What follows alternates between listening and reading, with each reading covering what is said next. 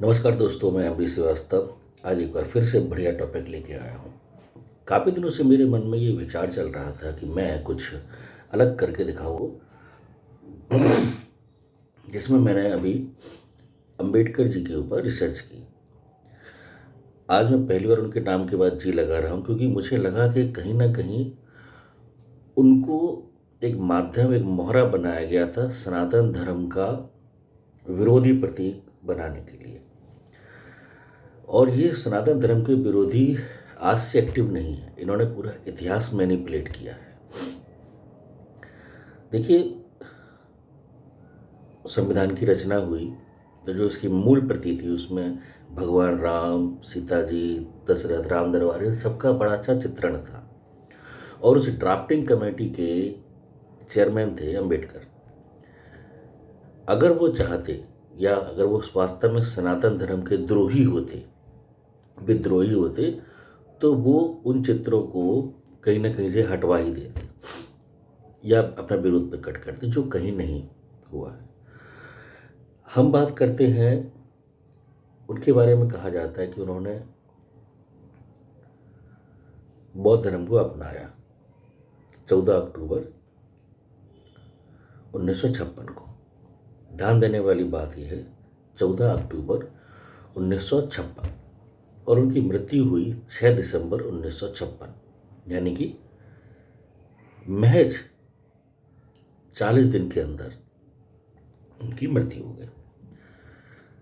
अंबेडकर का स्वास्थ्य जो है वो 1955 से खराब चल रहा था और वो हॉस्पिटल में थे। उनकी आँख की रोशनी भी डाउन हो चुकी थी, सब कुछ था। अब एक वामपंथी विचारधारा जिसको सनातन धर्म से द्रोह था, उसने दिमाग लगाया कि देखिए, उस समय गिने चुने लोग विद्वान थे, जिनमें अंबेडकर भी एक थे। यदि अंबेडकर जैसा कोई व्यक्ति जिसको हम एंटी सनातन धर्म का प्रतीक बना दें, तो कहीं ना कहीं एक बहुत बड़ी पॉपुलेशन जो है वो अपने आप सनातन धर्म से धीरे धीरे दूर होने लगेगी। उन्होंने बड़े अच्छे तरह से इस काम को किया।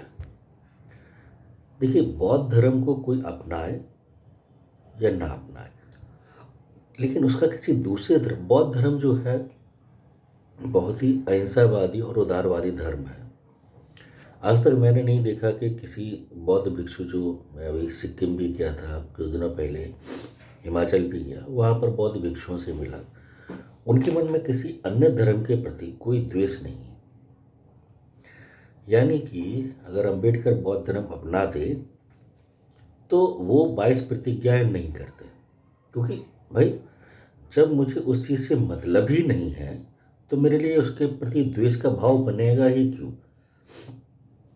आज अगर मुझे फ्रांस के राष्ट्रपति से कोई मतलब ही नहीं है, मैं वहाँ का प्रेसिडेंट बन ही नहीं सकता हूँ, तो मैं वहाँ के उस पोस्ट को गलत क्यों बताऊँगा।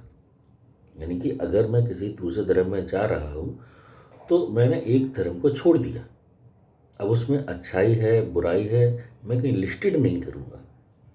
तो यहाँ पर उन वामपंथियों ने बड़े अच्छे से इस चीज़ को बना दिया। ये वामपंथी एक्चुअली एक विचारधारा है जिन्होंने बौद्ध से लेकर के शुरू किया।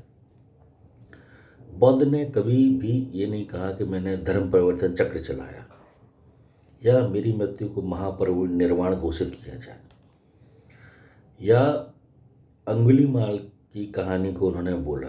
देखो, गले में अगर 1000 मालाएं उंगलियों की पड़ी है तो कितनी बदबू आए, सोच सकते हैं। तो इन सभी चीज़ों को देख करके मुझे लगता है कि यह तो अंबेडकर एक षड्यंत्र के शिकार हुए, जिसमें उनको बड़े अच्छे से फिट किया गया, या फिर जबरदस्ती या कुछ भी करके उनके साथ में ऐसा हुआ कि वो उन्होंने बौद्ध धर्म अपना लिया, कोई दिक्कत नहीं है उसमें। लेकिन ये जो 22 प्रतिज्ञा वाली कहानी है, ये मुझे बड़ी अजीब लगती है। तो एक तो यह है कि हो सकता है कि उन्होंने अपनाया ही ना हो।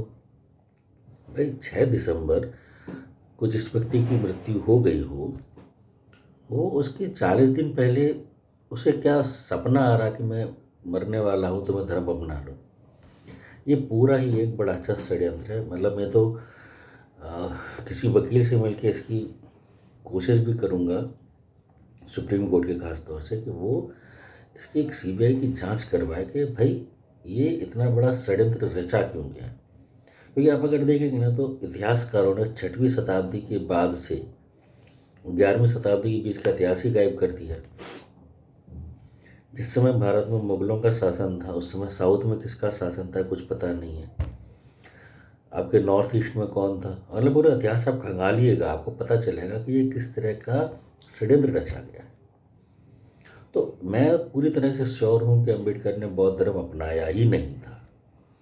ये तो उनकी मृत्यु हो गई तो लोगों ने एकदम से फटाफट बोले क्या किया जाए। क्योंकि देखिए, जब कोई बहुत प्रतिष्ठित व्यक्ति एक्सपायर होता है तो उसके बारे में कोई भी जानकारी उसके करीबी लोग ही देते हैं।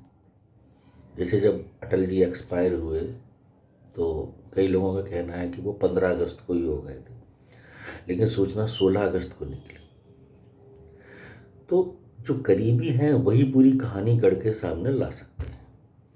तो अगर इसकी वास्तव में सही सिरे से जांच हो, उस समय के हॉस्पिटल का डेटा निकाला जाए, पता क्या है, क्योंकि ये बहुत पुरानी घटना नहीं है, अभी 60-70 साल ही हुए हैं, तो हो सकता है कि ये सच सामने आ जाए।